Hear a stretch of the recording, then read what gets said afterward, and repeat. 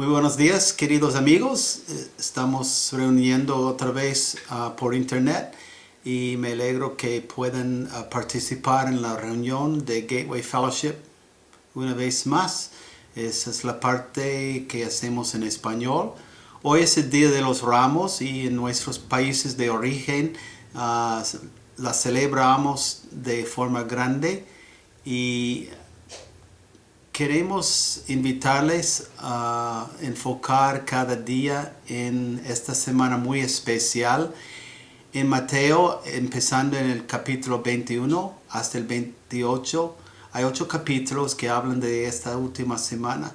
Pues si leemos capítulo 21 hoy día, que habla de la entrada triunfal, y luego un capítulo por día, pues terminaremos el domingo próximo con la resurrección. Esa es una sugerencia para que nosotros enfoquemos en esta semana muy importante. Recordamos lo que el Señor ha hecho para nosotros.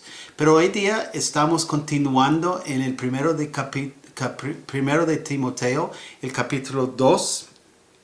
Estamos pensando en las verdades eternas y las normas culturales. Estaremos enfocando en el capítulo 2, los versículos 8 al 15 y leeremos el texto poco a poco durante el tiempo. En este estudio sobre Timoteo, primero de Timoteo, estamos enfocando en el diseño de Dios para la iglesia. Eso incluye el diseño o los deseos que tiene Dios para nuestras propias vidas y también para la iglesia como una entidad, como un grupo grande. Pablo aquí está hoy día enfocando en cómo llevar las reuniones cuando nos juntamos en la iglesia. En ese entonces se reunían más que nada en casas. La Biblia fue escrita a personas dentro de una cultura. Y las culturas son muchas. Hoy en día hay muchas culturas por toda la tierra y durante la historia ha habido muchas culturas. Y cada cultura es diferente, tiene contexto. Pero Pablo tenía que escribirles dentro de la cultura de aquel día, pero enseñándoles algunas verdades eternas, perpetuas, que Dios quiere que existan en todo momento en su iglesia. En las iglesias locales, la cultura siempre ha afectado cómo hacemos las reuniones de diferentes formas. La cultura en general ha afectado a la iglesia en diferentes maneras, a veces en cosas de moralidad. Y siempre estamos peleando para que la cultura no infecte a la iglesia. Pero también afecta cómo llevamos las reuniones. Tal vez una cosa neutral y a veces puede tener interferencia negativa también. Pero, por ejemplo, en Chile, cuando fuimos hace 35 años, yo era un pastor en la iglesia, un misionero, y me vestía con un traje, con corbata y traje. Pero hoy en día nosotros no lo hacemos. Cuando yo era niño, mi mamá siempre se vestía con un gorro y también una falda. Era la costumbre, era la cultura de aquel entonces y eso afectaba la iglesia como era esperada dentro de la iglesia. Admitimos que no es siempre fácil separar enseñanzas que Dios tiene para todos los tiempos de la situación cultural que existía en aquel momento. Pero en el pasaje que vamos a considerar hoy día, habían 3 enseñanzas que Pablo dio a la iglesia que estaban envueltas en situaciones culturales, pero tenían un mensaje perpetuo, eterno, que siempre Cristo quiere que exista en las iglesias de hoy en día. La primera enseñanza eterna que tenía contexto cultural se encuentra en versículo 8. Leamos 1 de Timoteo 2, 8. Quiero pues que en todas partes los hombres oren, levantando las manos al cielo con pureza de corazón, sin enojos ni contiendas. La semana pasada hablamos sobre la oración. Especialmente enfocamos en el contexto de orar por nuestros líderes. Pero eso era en contexto de lo que debía pasar en la iglesia, en las reuniones dominicales. Por supuesto, podemos hacer estas cosas por separado también, pero el contexto del capítulo era las reuniones y cómo deben llevar las reuniones. El versículo 8, que es un versículo de transición en este capítulo, termina la discusión sobre la conversación sobre las oraciones y empieza tocando otros temas sobre el involucramiento de hombres y mujeres dentro de la iglesia y cómo deben portarse, cómo deben actuar y vivir dentro de la comunidad cristiana.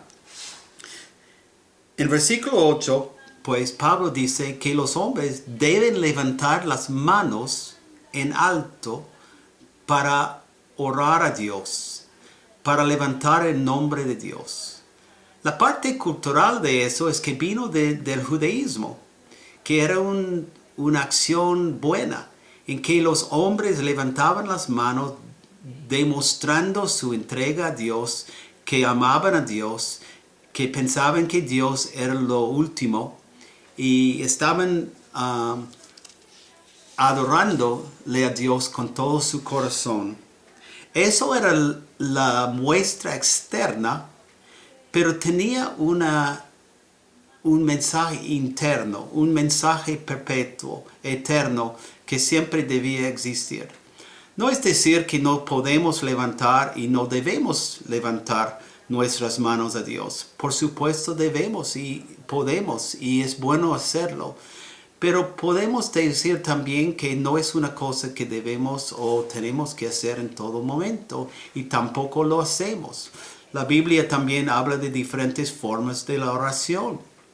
Podemos orar de pie, podemos orar de rodilla o postrado en el suelo.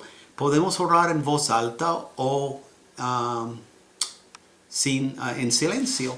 Pero el punto es esto, que nosotros debemos orar con la actitud correcta, que nuestro corazón debe estar entregado a Dios, debe estar en relación correcta con Dios. Y a la vez debemos vivir bien con los demás alrededor de nosotros. Si nosotros no tenemos una relación correcta con los demás, pues ¿de qué sirva que estamos orando a Dios, adorándole, cuando no estemos bien con nuestros seres queridos y especialmente gente de la iglesia misma? Pues el punto de eso, aunque esté bien levantar las manos en alta, y ojalá que lo hiciéramos de vez en cuando, no hay nada malo y es bueno hacerlo. Pero el punto más importante es que nosotros adoremos a Dios con un corazón correcto, un corazón puro, y que nosotros vivamos en armonía los unos con los otros, que no tengamos peleas. Y si tenemos diferencias de opinión, debemos enfrentarlas en el momento propicio con la persona con que tenemos el problema. Hay una segunda enseñanza eterna aquí que tenía un aspecto cultural que tenemos que investigar para saber cuál es lo que aplica a nuestro día, a nuestra situación hoy en día. Leamos en versículos 9 y 10. En cuanto a las mujeres, quiero que ellas se vistan decorosamente con modestia y recato, sin peinados ostentosos, ni oro, ni perlas, ni vestidos costosos, que se adornen más bien con buenas obras, como corresponde a mujeres que profesan servir a Dios. En estos versículos, las mujeres están instruidas a vestirse con modestia. Es decir, no usar ropa, ni joyas, ni accesorios para atraer atención a ellas mismas. Ahora, eso no es decir que las mujeres no deben vestirse bonitas, que no pueden llevar o poner ropa bonita, ni tampoco joyas. El contexto cultural de aquel entonces era que las mujeres mundanas, algunas de ellas inmorales y de mala reputación, se vestían de esa forma, porque era su meta atraer atención a ellas y a su cuerpo y a su persona.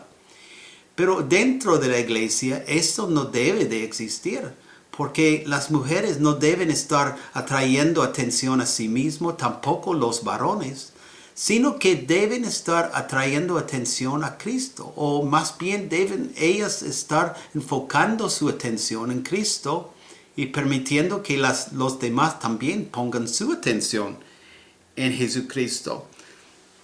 Sabemos que hoy en día, como tal vez siempre, la belleza es sumamente importante.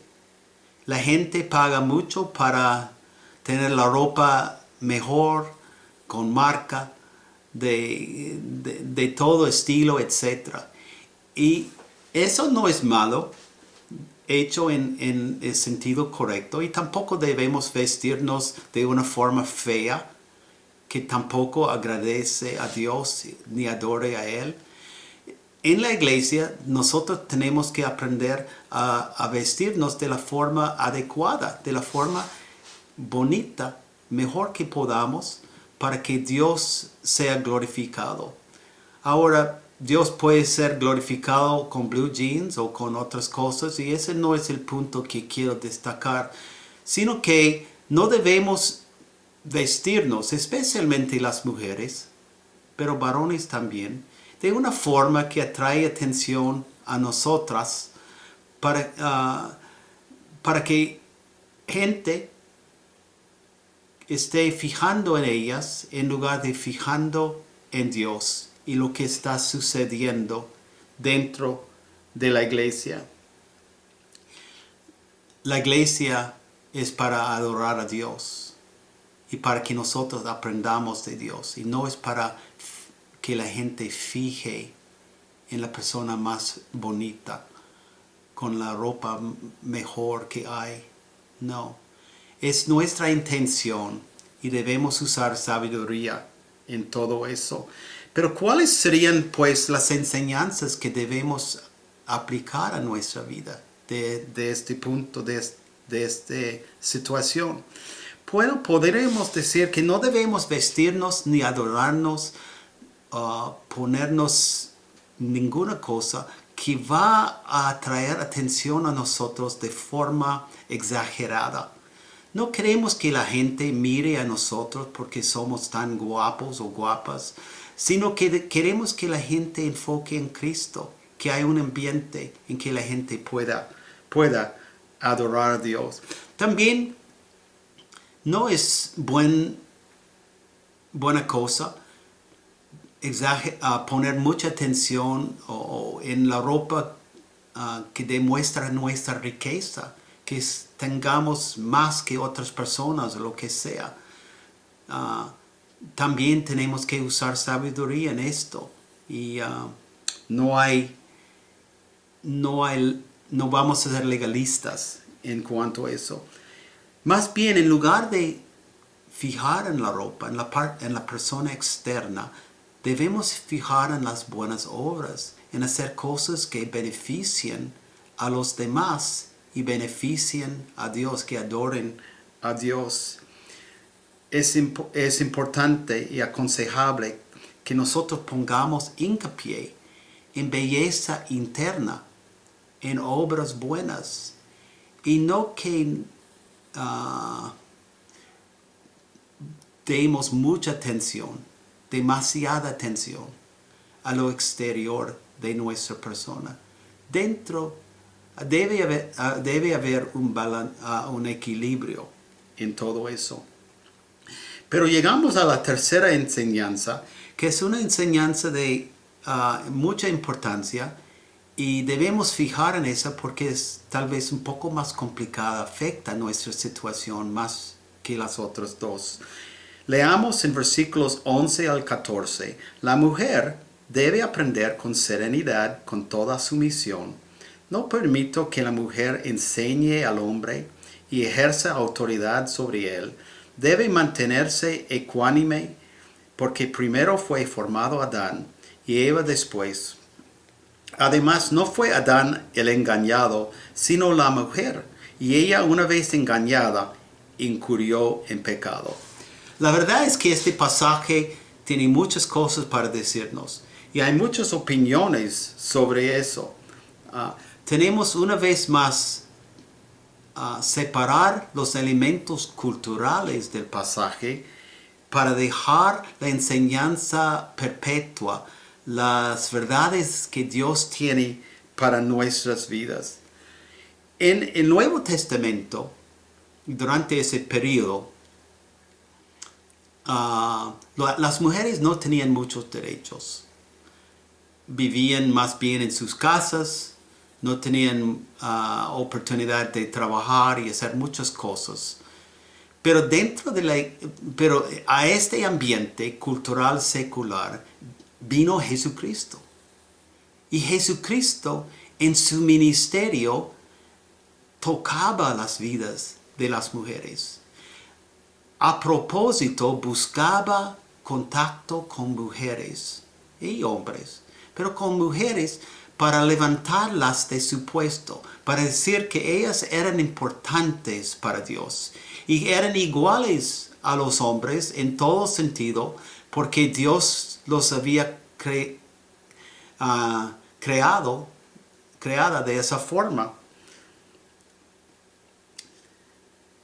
Él ministraba con ternura a muchas mujeres. La mujer samaritana hablaba con ella con amor, levantándola, mostrándola que era especial. También hablaba con una mujer adúltera, mostraba que él la perdonaba y quiso una vida distinta para ella.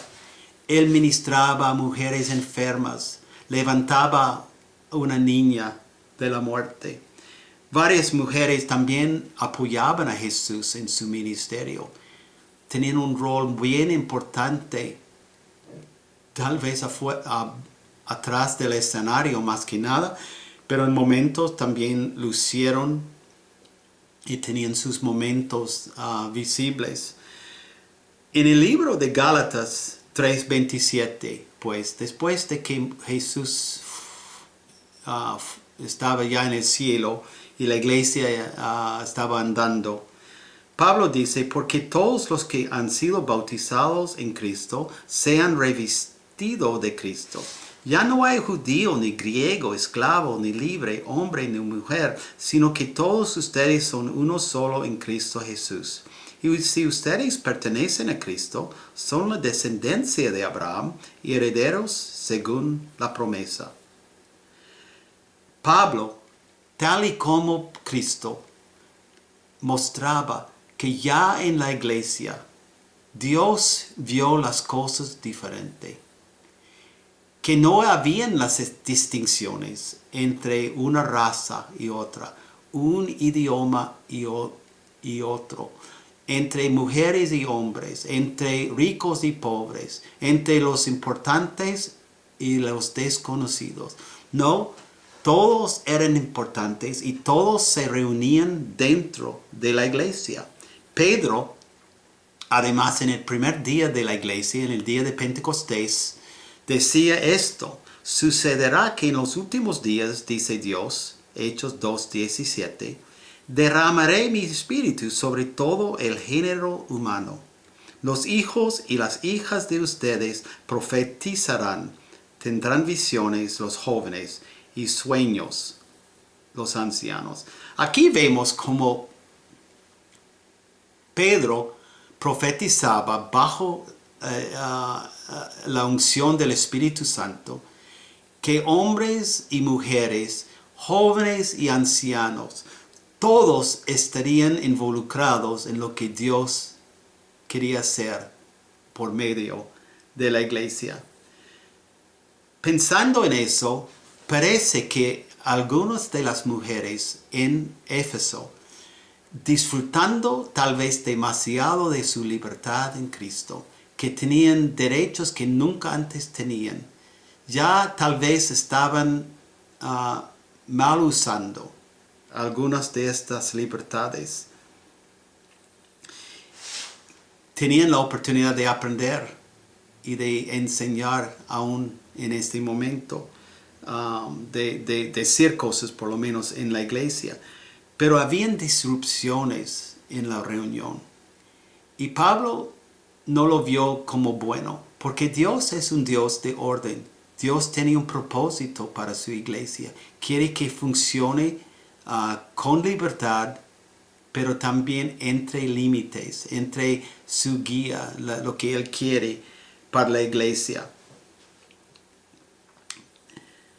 Dios ha creado las cosas en una cierta manera. Por ejemplo, Dios es supremo. Dios el Padre es sobre todo. Aún sobre su Hijo Jesucristo, quien es Dios también, igual a Dios en poder, igual en persona. Pero Cristo se ha humillado, se pone en segundo a su Padre y hace la voluntad de su Padre. Dios creó al hombre, en primer lugar, creó a Adán. Y Adán iba a ser una persona con que él podría relacionar. Era la gloria de su creación y tenía grandes planes para él.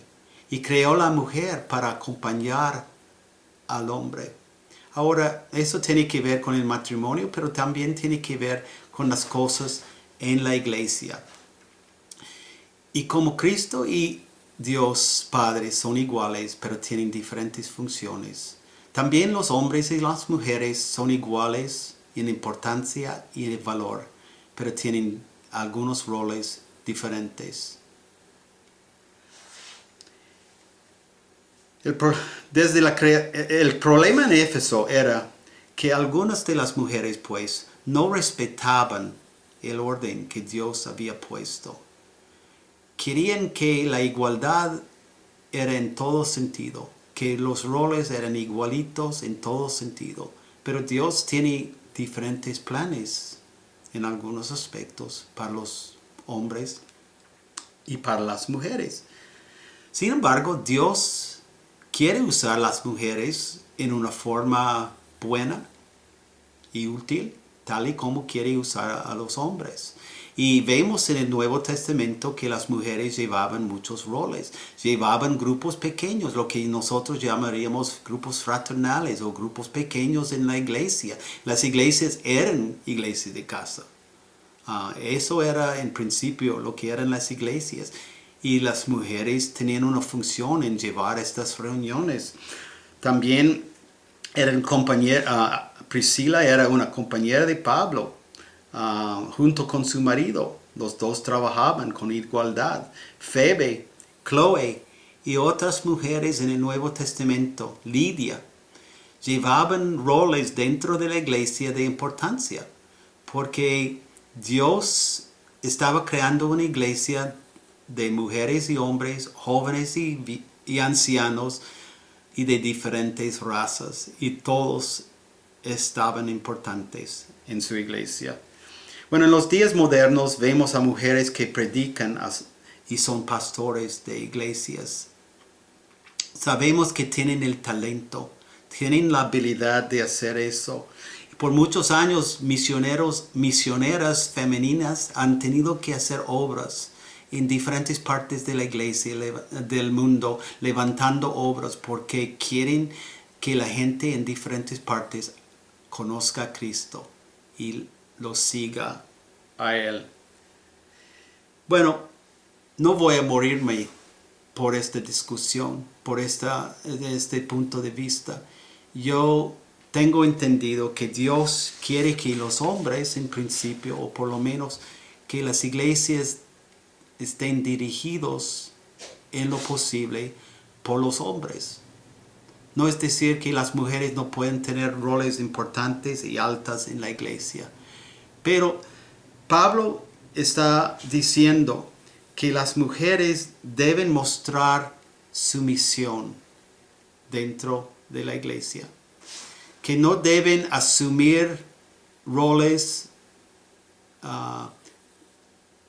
ciertos roles, porque quiere en principio que los hombres lleven estos roles y que tengan liderazgo.